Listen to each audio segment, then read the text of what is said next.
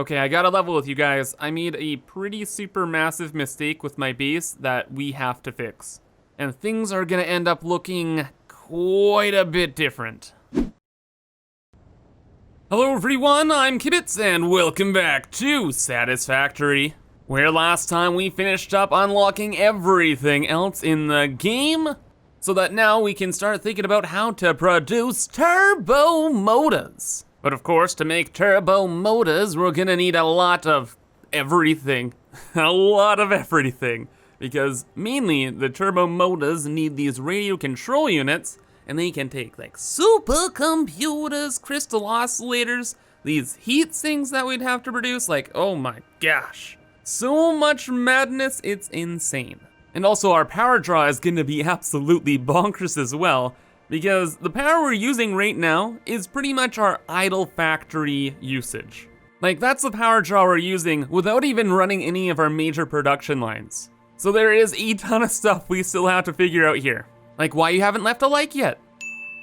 But before we do, there is a major change that I want to do with our base here. Like how it's set up right now, we have like serious significant issues. And the first one being is that it's just far too small.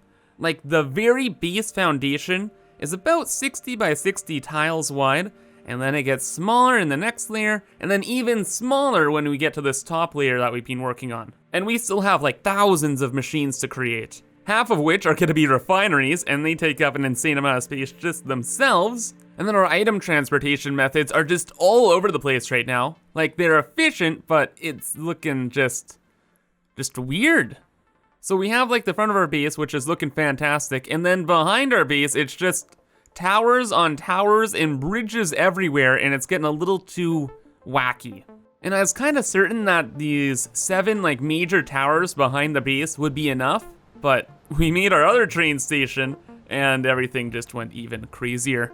And then the biggest problem is that we only have one of our extreme production lines here, and the base is already at the height of the space elevator. So we gotta be a little bit more efficient here. So yeah, first up, we're gonna figure all that stuff out, redesign our base, and then we're gonna look over things to determine if we go continuing our production, or if we need to go nuclear first. But first up here, I just wanna tidy up this second phase of the base a little bit. Okay, so easy step number 1, filling in the rest of the sidewalls. So now this is an enclosed space. But then, genius step number 2 was getting more space. Because we're going back, brother. We're going back to the initial width of the kind of processing floors of our base. We're gonna keep on with the same size. I would like to go bigger, but then our base would look like a mushroom and that'd be kind of weird. But you know, like with this, I think we can make something pretty spicy work. All we really have to, wait a second. Oh my gosh, I just got the best idea in the world. Oh, guys. Okay, oh my, I'm so smart. Sometimes, I don't even know. Okay, so we can actually make the floor space bigger. What we can do is we can have these pillars on the side go up and start holding up the upper super floor where we're gonna be doing all of our mega machines and projects. And then we can turn these like decorative pillars we have on the side, if necessary, we can turn them into item spines. And then we can bring items all over our base, up to the top floors, bottom floors, all over the place, and that solves the item spine solution. Oh my gosh, I'm actually so excited, guys. You guys don't even know. That's like, everything just came together. Okay, yeah, maybe I got a little too excited about that idea, cause it looks kinda really bad. Extremely bad, in fact. Looks like big ol' hot gray poop. And also, it'd make the front of our base look even worse. So, we're not gonna be doing that. Instead, I have another idea that fulfills our goal, where we want to have like the super massive platform up here.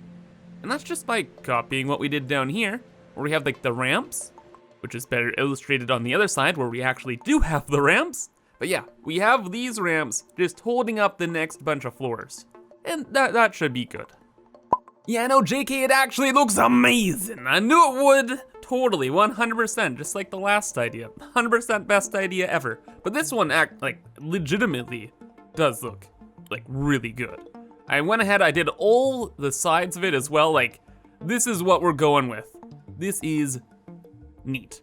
Like, even from afar, it has that little bit of detail having the Miller Piddle in the middle there. So it's not just concrete. Once we start like building higher up, it'll have like a unique shape to the base now. So it's not just like cube on platform, it's like an actually cool looking tower. And yeah, it has more depth as well. So now, up at the top here, we'll just do the same design as we have in the lower half, where we have like these little balconies on each floor with the Miller Piddles in front. And that'll just go up to, well, I guess we're already kind of in space, but like the stratosphere? Sure. And this is now where we can do the rest of our processing. Very, very cool.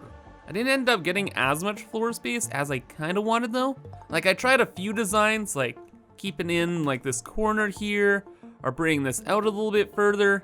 And this is kind of the design that ended up looking right. And I've been working on this enough today, so we're gonna be sticking with it. Okay, so we know what to do in the future with the base, but now how about bringing up all the items?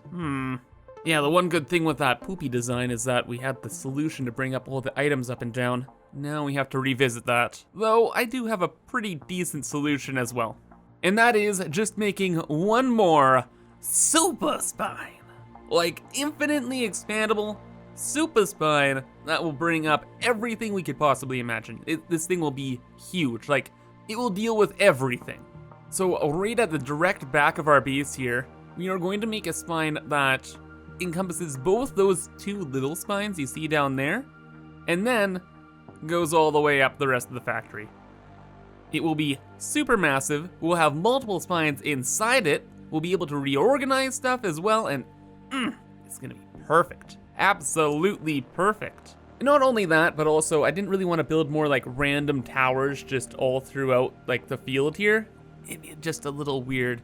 And it looks weird when we have to interrupt our beautiful pattern with the Death Star. It's just, yeah, it wasn't working out. Oh, randomly, speaking of the Death Star pattern, I changed it up a little bit to make it a little bit better.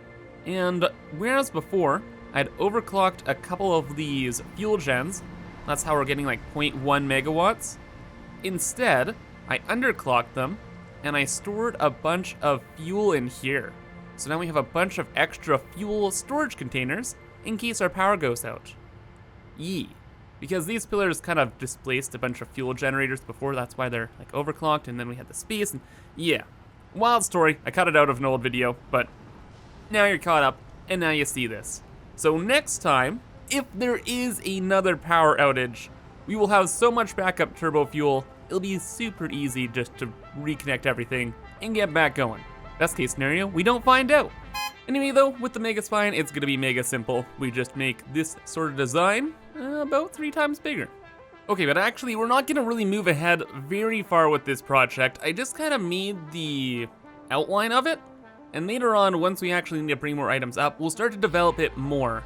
It's just, this has to be our answer for everything, for like the rest of the game. So we want to have this design as fluid as possible. So if there is no design yet, well then of course it can be as fluid as possible. Yeah, also with the train station over there, we have to consider how we're going to be bringing all the items over. Like, will they still come through this way and enter through the middle of this new like super spine, or I just don't know. There are too many variables, but this is generally the plan. And hopefully having everything super organized will make things look a lot better as well. But anyway, that's all the decorating and base planning we're doing today. But with that all done, we have to ask ourselves that big question: what's the next big project?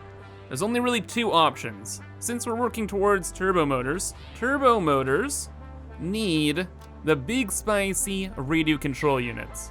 And with the radio control units, I want to go with the alternate recipe that uses supercomputers. And then the supercomputers take computers, AI limiters, da-da-da-da-da-da. And we can use our crystal oscillators to make computers. That'll be super handy and easy. We just have to get all this, etc., etc. We're rocking and rolling. And also, the only other option is to go nuclear. And if we're going nuclear, the nuclear power plants need an insane amount of high-speed connectors and supercomputers in order to build. So logically then, we'd want to make a supercomputer production plant before going nuclear. Here is the thing though, kind of briefly showed it earlier, but our power is spooky. Idle running power is somehow like 11,000 megawatts, and our capacity is like about 42,000. So yeah, with everything turned on, we might be kind of screwed. So really just have to find that out by turning literally everything on in our world, seeing where our power ends up, and that will determine what we do next. And you see, that's why I kind of want to stock up on a little bit of turbo fuel before we rock and roll with this, just in case things go wrong. Oh, and speaking of power, I had some power shards in some fuel generators that I removed because having the 0.2 capacity was kind of bugging me. So that's our number we gotta work with and be afraid of. 40,500 megawatts. And super quick, I learned something new with the fuel generators here, or I guess with any generator. But so long as you keep putting in power shards, immediately your capacity goes up. So it doesn't matter if you can support it, but this is like an easy way to just boost your capacity without really having to do much. However, once you got close to your capacity, everything would collapse, and that's a super bad idea. Just something interesting I noticed. Anyway though, let's go ahead and activate our crystal oscillator production. And luckily for us, once we turn this whole production line on, that's pretty much everything in our world coming on all at once, because this is the only thing our world is built to do, is to make crystal oscillators. This is it. Everything that's outside, all of the trains, everything goes to this. So we just have to figure out how to turn it back on. And I believe, all we have to do is actually just connect this belt up. Yes. So once we connect this belt up, all of the oscillators start draining out. Off they go, very cool. We get 1 trillion points, this line starts to empty, and everything gets moving. Oh yes, you can hear it. All of these manufacturers rocking, rolling, making their spooky little thing, and using up our power. This will only keep going up, because as the machines further down the production line, like that are making the AI limiters, for example, as they all start booting up, they'll start drawing in more power too. So really, we won't find out our exact power draw until like a couple minutes. Oh, and something that's kind of exciting as well is long ago, when we built the crystal oscillator factory, we needed to upgrade these belts to Mark V belts. But now we are good, except for the fact that these don't have our things and stuff. Where are the things and stuff, Keitherium? The trains, of course. We have to activate the trains. Ooh, and oh boy, they're gonna be using a lot of power. We got a lot of trains, eh? Oh, that's so cool. Having them all run around on the map like this, oh, it's beautiful.